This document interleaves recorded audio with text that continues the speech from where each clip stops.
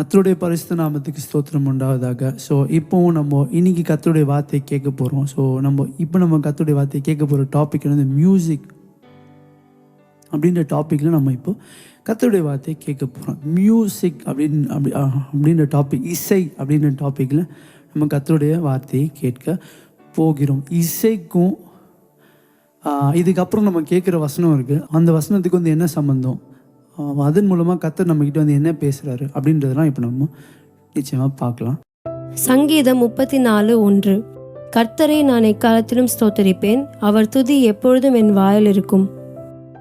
So இந்த வார்த்தைக்கும் மியூசிக்கும் வந்து என்ன சம்மந்தம் இருக்குது அப்படின்றத பார்க்கலாம். ஸோ அதாவது ஃபஸ்ட்டு மியூசிக் அப்படின்றப்போ அது வந்து ரொம்ப ரொம்ப அட்ராக்டிவானது. அதுக்கப்புறம் ரொம்ப எல்லாருக்குமே பிடிக்கும்ல மியூசிக் வந்து. ரொம்ப சில நேரத்தில் ஏதோ லைஃப்பில் ஏதோ பிரச்சனையாக இருக்கும்போது எல்லாருமே என்ன பண்ணுவாங்க, முக்கியமாக யூத் யாராவது இருந்தீங்கன்னா என்ன பண்ணுவாங்க, பல பேர் அந்த மியூசிக்கில் அது ரொம்ப சந்தோஷமாக இருந்தாலும் மியூசிக் கேட்பாங்க, ஒரு சுகமாக இருந்தாலும் மியூசிக் கேட்பாங்க. ஒரு சிலர் இந்த ஹெட்ஃபோன் இல்லாமல் இருக்கவே மாட்டாங்க, எப்போவுமே ஹெட்ஃபோன் போட்டுகிட்டே சுற்றிட்டு இருப்பாங்க. இப்போ பத்தில் எதுனா ஒரு பாட்டு ஓடிட்டே இருக்க மியூசிக்லேயே இருப்பாங்க. எல்லாருக்கும் மியூசிக் பிடிக்கும்ல. கர்த்தருடைய பிள்ளைகளாக நம்ம இருக்கும்போது நம்ம கர்த்தரை வந்து ஏதோ ஒரு சூழ்நிலை அது மியூசிக்கை வந்து கேட்குற ஒருத்தவங்க அந்த அளவுக்காவது நம்ம கர்த்தரை என்ன பண்ணணும், தேடணும். அவங்க எப்போவுமே என்ன பண்ணுறாங்க, மியூசிக்கை கேட்டுகிட்டே எதனா ஒரு பாட்டு ஏதோ ஒரு பாட்டை கேட்டுகிட்டே இருக்கும். நல்ல நல்ல மியூசிக் உள்ள பாட்டு நிறையா இருக்குது. ஒரு சிலர் ரேப் சாங் கேட்பாங்க, ஒரு சிலர் ஏதோ டிஃப்ரெண்ட் எத்தனையோ ஜானர்ஸ் இருக்குது, எத்தனையோ விதமான வகையான மியூசிக், கர்நாடிக் ஸ்டைல், வெஸ்டர்ன்ஸ், எதோ சொல்கிறாங்க, எந்தெந்த சங்கீதங்களும் இருக்குது, எத்தனையோ வகையான விஷயங்கள் இருக்கும்போது அவங்க எல்லாருமே ரொம்ப ரசனையோடு கேட்டுகிட்டே இருக்கிறவங்கனால எத்தனையோ பேர் இருக்காங்க.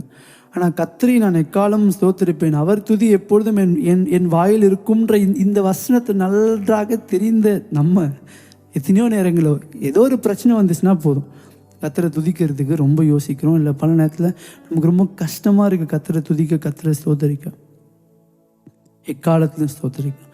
அந்த மியூசிக் கேட்குற அளவுக்காவது நம்ம கர்த்தரை நம்ம ஸ்தோத்தரிக்க வேண்டும். சரி, கர்த்தரை நான் வந்து ஸ்தோத்தரிக்கணும், கர்த்தரை நான் வந்து என்ன துதிக்கணும், அதுக்கு நான் வந்து என்ன பண்ணுறது அப்படின்னா, ஒன்று நம்மளும் மியூசிக் கேட்கலாம். கர்த்தருடைய பாடல்களை, கர்த்தருடைய வார்த்தையினால் சாரமேற்றப்பட்ட கர்த்தருடைய சத்தியங்களால் முற்றிலும் நிறைந்த பாடல்களை, கர்த்தருடைய பிரசனம் நிறைந்த பாடல்கள், கர்த்தருடைய அபிஷேகம் நிறைந்த பாடல்களை நாம் கேட்கலாம் அல்லது பாடலாம். எவ்வளோ பாட்டுத்தாள்கள் இருக்குது, எவ்வளோ பாட்டு புக்ஸ் இருக்குது, எவ்வளவோ இருக்குது. உட்காந்து தனி ஜபத்தில் உட்காந்து அதை எடுத்து ஓப்பன் பண்ணி நமக்கு தெரிஞ்ச நம்மளோட ஃபேவரட் சாங்ஸ் எடுத்து அந்த சூழ்நிலைக்கு ஏற்ற பாடல்களை நம்ம கர்த்தருடைய சமூகத்தில் உட்காந்து பாடும்போது என்ன ஆகும், அவர் பிரசனம் நம்மளோட வாழ்க்கையில் வரும். ஸோ நம்மளால் அவர் என்ன பண்ண துதிக்க முடியும். கர்த்தரை துதிக்க தெரிஞ்சால் மட்டும் போதும். அவரோட பிரசனத்தை நம்ம அழகாய் நம்மளோட வாழ்க்கையில் அழகாய் தக்க வச்சுக்கலாம். அவர் எவ்வளோக்குள்ளோ துதிக்கிறோமோ, அவர் எவ்வளோக்குள்ளோ இந்த உயர்த்துகிறோமோ, அவ்வளோக்குள்ளோ கர்த்தருடைய பிளெஸ்ஸிங்ஸ்க்கும் அவருடைய நன்மைகளுக்கும்.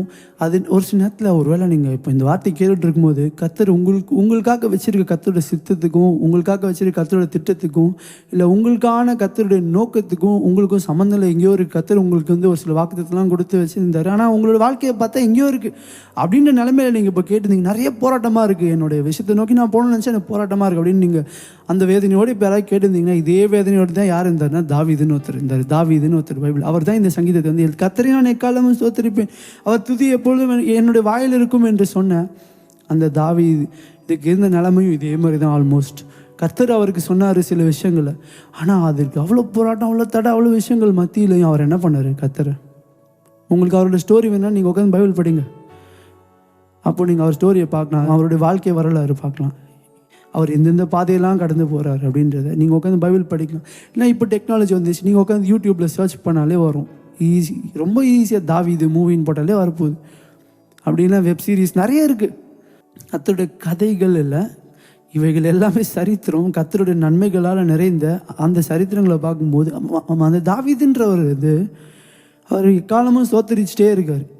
அந்த ஒரு தகுதி அவர் வந்து என்ன பண்ணுச்சுன்னா, அவருடைய வாழ்க்கைக்கும் அவர் சொன்ன விஷயங்களுக்கும் ரொம்ப போராட்டமாக இருந்தாலும் அதுக்கு நேராக அவர் எப்படின்னா புஷ் பண்ணி அவர் அதை நோக்கி போகும்படியாக அவர் என்ன பண்ணுச்சுன்னா அது முற்றிலும் பலப்படுத்தி கொண்டே இருந்தது. அவருக்குள்ளே கர்த்தருடைய ஆவி வந்து அவர் என்ன பண்ணி கொஞ்சம் நெருக்கி ஏவிக்கொண்டே அவர் எப்படின்னா பலப்படுத்தி கொண்டே இருந்தது. எவ்வளோ தோல்விகளும் பார்க்குறார், பிரச்சனைகளும் பார்க்குறாரு, ஆனால் அவர் மீண்டும் கர்த்தருடைய வாது நீதிமானுக்கு வரும் துன்பங்கள் அநேகமாக இருக்குன்ற மாதிரி அநேக துன்பங்களை பார்த்தாலும் அவர் அதை நோக்கி அதை தாண்டி தொடர்ந்து பயணிக்கிறதுக்கு அவருக்கு அந்த ஒரு தகுதி, கர்த்தரை துதிக்கிற தகுதி ரொம்ப ரொம்ப பிரயோஜனமாக இருக்குது. சரி, இதுக்கும் மியூசிக்குன்ற டாபிக் வந்து என்ன சம்மந்தம்? உங்ககிட்ட ஒருவேளை இசைன்ற அந்த இசை ஞானம் உங்களுக்குள்ள ஆல்ரெடி இருந்துச்சுன்னா, ஐயோ நீங்கள் ரொம்ப விசேஷித்தவர்கள். அதை வச்சுக்கிட்டு நீங்கள் தயவுஞ்சு கர்த்தரை துதிக்க முடியும்ல.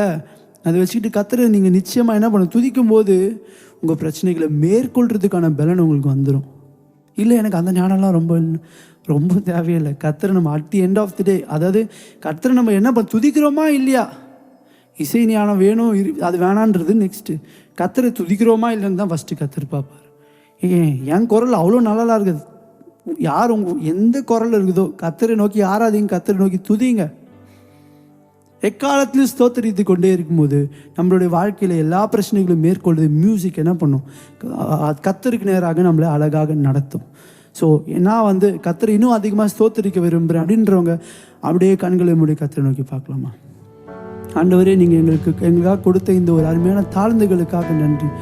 இந்த ஒரு இசையின் மூலமாக நாங்கள் உங்களை அதிகமாக ஸ்தோத்தரித்து கொண்டே இருக்க, உங்களை இன்னும் அதிகமாக துதித்து கொண்டே இருக்க உங்களுடைய கிருபைகளை நீங்கள் எங்களுக்கு ஆல்ரெடி தந்திருக்கிறீங்க. நன்றி. இன்னும் அதிகமாக தரீங்க. நன்றி. ரொம்ப நல்லா ஈஸியாக 4 பேர் அப்ரிஷியேட் பண்ணுறாங்களா, அதெல்லாம் அப்புறம் உங்களை துதிக்கிறோமா, அதுதான் முக்கியமானவர். அதில் நாங்கள் அப்படியே உண்மையிலே நாங்கள் அதை வந்து என்ன உங்களை துதிக்கணும். எங்களுடைய பாடல்கள் எல்லாமே உங்களை துதிக்க நீங்கள் தேவையான கிருபைகளை தாங்க. உங்களை அதிகமாக துதிக்க உதவி செய்யுங்க. யாராவது அவங்களோட மியூசிக் அந்த ஞானத்தை ஒருவேளை வேறு எதுக்கோ வந்து இத்தனை நாள் அது யூஸ் பண்ணியிருந்தா, அதை அவங்க இந்த நாள் முற்றிலுமாக கர்த்தருக்காக யூஸ் பண்ண, அதை கர்த்தருக்காக பிரதிஷ்டை பண்ணி கர்த்தருக்காக எடுத்து பயன்படுத்த, நான் கர்த்தருக்காக தான் எல்லாத்தையும் செய்வேன், எனக்கு இருக்க அந்த மியூசிக் ஞானத்தை நான் கர்த்தருக்காக தான் யூஸ் பண்ணேன்னு சொல்லிட்டு இன்னும் அதிகம் வைராக்கியமானவர்கள் அதிகமாக இன்னும் உருவாக்க முடியாது. செபிக்கிறோம் அப்பா, இயேசுவின் மூலம் செபிக்கும் நல்ல பிதாவே, ஆமென்.